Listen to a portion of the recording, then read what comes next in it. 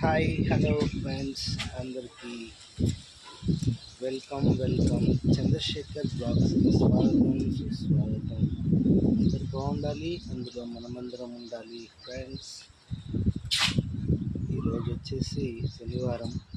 నిజంగా పొద్దుగా లేని శనివారం స్నానం చేసుకుని పొద్దున్నే ఆంజనేయ స్వామి టెంపుల్ దగ్గరికి వెళ్తే నిజంగా ప్రశాంతంగా ఉంటుంది.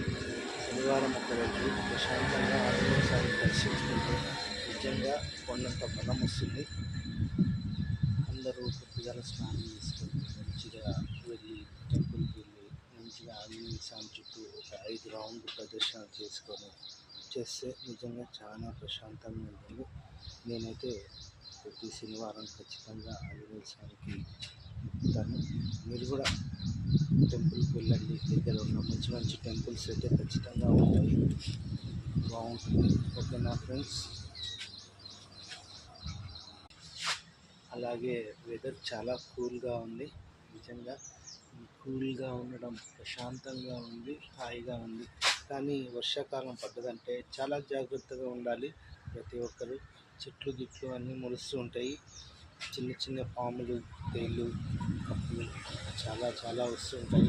మన ఇంటి ముందర ఉన్న చెట్లు చిదారం లేకుండా మంచిగా చూసుకుంటే చాలా బాగుంటుంది.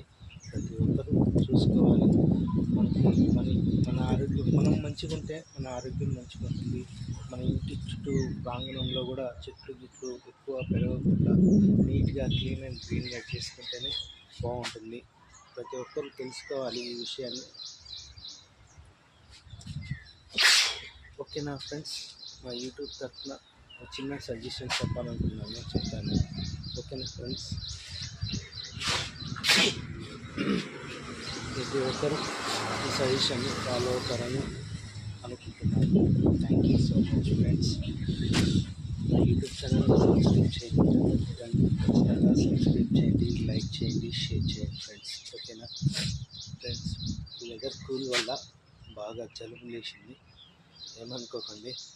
ఓకేనా. తుమ్ములు కూడా వచ్చేస్తున్నాయి కూల్ వాటర్తో స్నానం చేయటం వల్ల.